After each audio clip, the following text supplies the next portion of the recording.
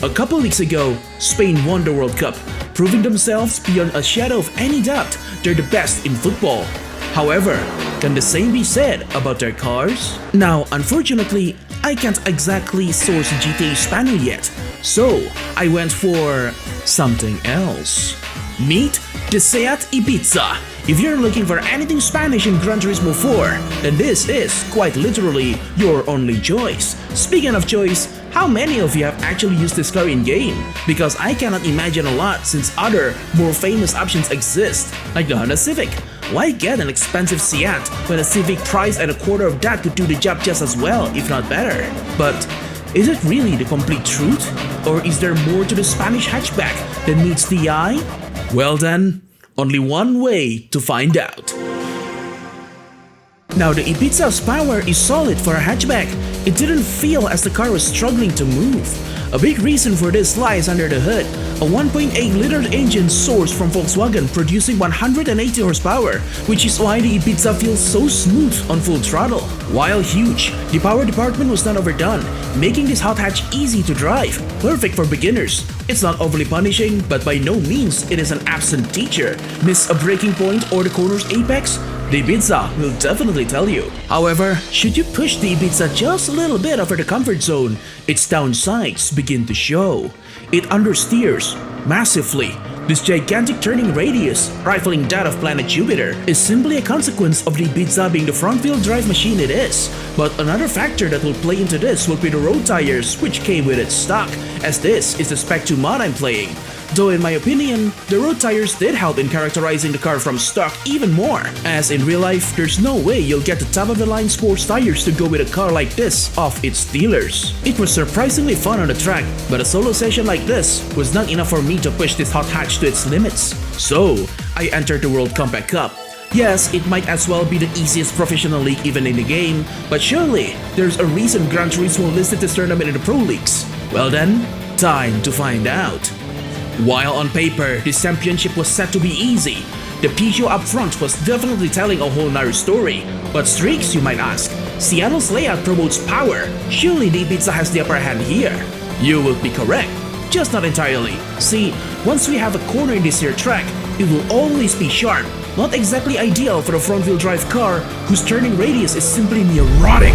But despite all that, the Ibiza's power proven to be enough to turn the tides, and before we reached the final corner, I managed to overtake the mighty Peugeot. The Ibiza proved to be a capable hatchback around a fast track filled with absolutes. While I won by a significant margin in the first round, Tsukuba might provide a decent challenge. Instead of extremely sharp corners, we have silent killers posing as blind corners all over the place. Not exactly ideal for the car that could not turn in a dime. I was almost done a lap in, yet all I did was barely entering the podium, and from how much this car suffers from understeer, I had to be extra careful in the final corner, as overconfidence would surely put me to a stop, courtesy of the sands. Once again, the Ibiza's speed allowed me to keep up with the unnaturally fast competition. Compared to the rest of the grid, both the Yaris and this Opel before me was clearly on a higher level. Seeing as how half of the race had passed, I went on the first corner fast and blocked the Opel on our slow way out. Just like that, I've secured the audience with the domineering fits. All I had to do then was to catch it in 2.5 laps. From pushing this hot hatch to its limits, I learned a rather interesting trick for the Cupra. Instead of powering down at the sharp corners, you apply maximum throttle after you feel the car is stabilized around the apex. This will force the front wheels to spin as fast as possible, pulling your car into actually making the corner and cut your turning radius. This was exactly what I did to finally conquer the Fitz, before leaving him to the dust on the straights, all thanks to the mighty inline 4 inside. On the final lap, I had to keep my pace, as any slower than that would allow the Fitz to reclaim his post. That was not something that I could just let happen now, out of all times. So, I pushed the Ibiza as far as I could on these circumstances. I used every trick on the book that I knew to combat its understeer, and after the final corner, I managed to claim victory by a strand of hair. Now, I had hoped that the rest of these races would challenge me as hard at the Tsukuba round, but reality is often disappointing. And on that note, I left the tournament after winning all 5 races. Outside of the World Compacts, there are plenty of avenues the Ibiza could take part in Gran Turismo. There are 2 events in the Beginner's League welcoming this car. In Spec 2, the 4-cylinder shootout is also a place where the Ibiza could compete. In the Professional League, we have 4 events in where the Ibiza could compete, and 1 Spec 2 exclusive event, the City Slickers. Surprisingly, the Ibiza is a viable contender for the race of turbo sports, and as long as there's no Muse S2000s, I think you can also win the Tuning Car Cup with this car. So far, we've talked about how this car performs on the road, but how about outside of it? To see its capability to handle the off-beaten path, we arrive in Swiss Alps, facing a Lancer Evolution in a race even Gran Turismo itself deems impossible. On the dirt, the Ibiza's characteristics was multiplied. Watching their speed here had gone from a mere suggestion into a demand, as too much speed will just make the car wildly barrel to the nearest guardrail. What made this car understeered on the road will become your safety net, as it is kinda hard to spin out in this car. But to get to that point, you have to always come into a corner, no second guessing, because if you waver, the Ibiza will drift to the wrong end of the track, powerless to help itself and you as an invisible hand drags the Spanish hot hatch to the walls. But funnily enough, I found the Ibiza easier to make corners on the dirt. In here, you can just power over your way through everything while worrying less about the understeer. And just like that, the seemingly mighty foe had been stupid. Oops, I miscalculated. Ignore that. While it is possible to make beautiful works of art throughout the off-beaten path, the Ibiza encourages you to prioritize control over wild speed.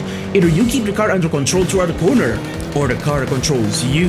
Once again, the trick to overload the front tires with so much power you begin to slip works here as well, allowing for a faster corner exit.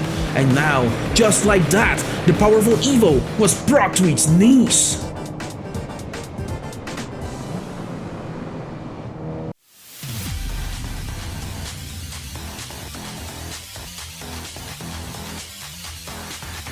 Hi, you must be Streaks. I'm a big fan. Congrats on winning the championship for Tiny Cars. Oh, thank you. So you must admit, that was quite an easy tournament, especially for you. Well, I won't say it was exactly easy, but Not only talented, but humble too. Say, I heard the All-Stars are throwing an exhibition match. Why don't you get your Ibiza in there and show the world what it really can do? I know you might be playing me, but you're right. It is a good place to show the Ibiza's potential. Well, I have to admit, this is one challenge that might be too far for the humble Spanish hot hatch, especially when it was struggling to make a corner.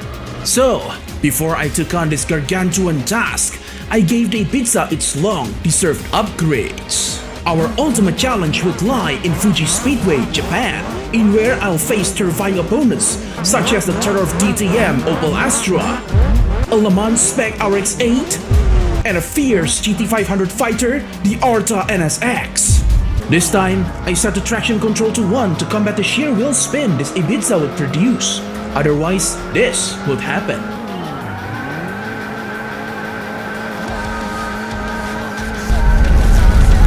But even with the anti-slip and nitrous, I could barely keep up as my competition was pulling away on the straights. While a disastrous start, the improved Ibiza has an unexpected weapon, its brakes.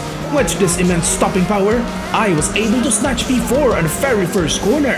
As the Opel failed to overtake the Corolla, I took the brief opening this blunder made and ensured no opportunity was spilled.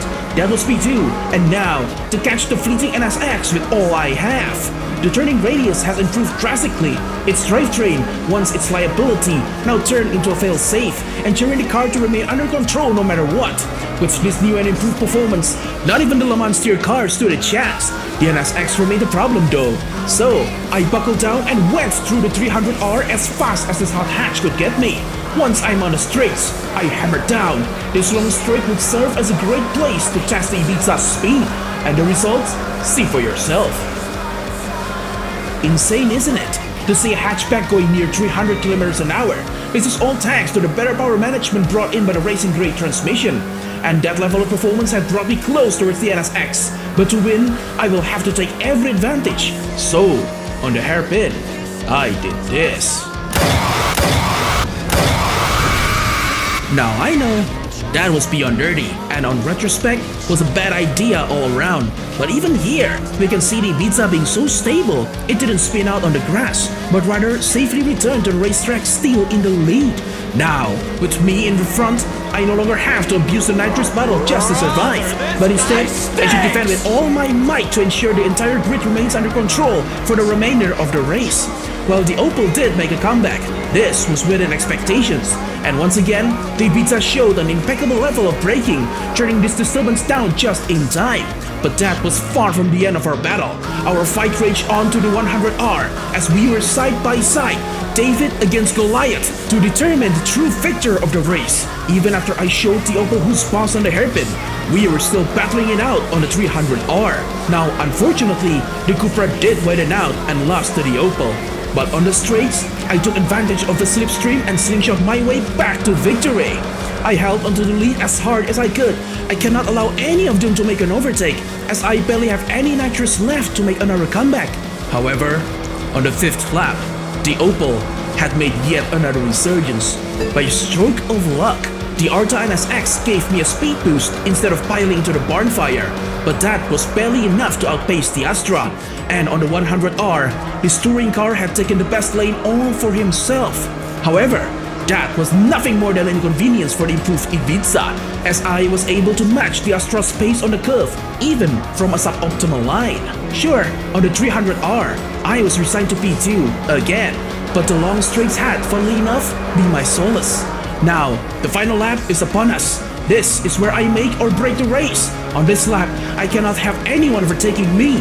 I only have 30% nitrous left in a bottle, which are all reserved for emergencies. So this time, I made it so absolutely no one could ever make a pass. And so far, I could fend off at least 2 Ravenous rivals. But the 300R was the Cupra's weakest point, and the RX-8 took advantage of that. I had to burn through the emergency reserves. That RX-8 has twice my car's power, and the only thing that might even the odds is this nitrous bottle.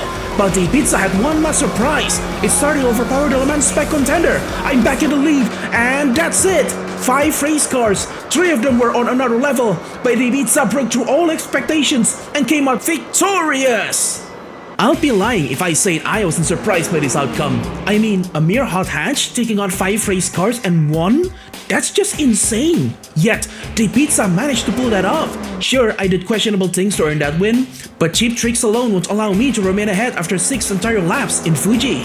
Beneath the docile looks of the Ibiza lies a dormant grip monster, capable of executing any types of twists and turns in breakneck speeds, despite leaving some of its bad habits around to linger, giving depth to its character. If any of you are looking for a forgotten underdog that can actually produce results, or a hatchback enjoyer who thrives from the predictability they provide and wants to bring them further than the game developers had intended, then the Spanish Inquisition Agent is the correct choice for you.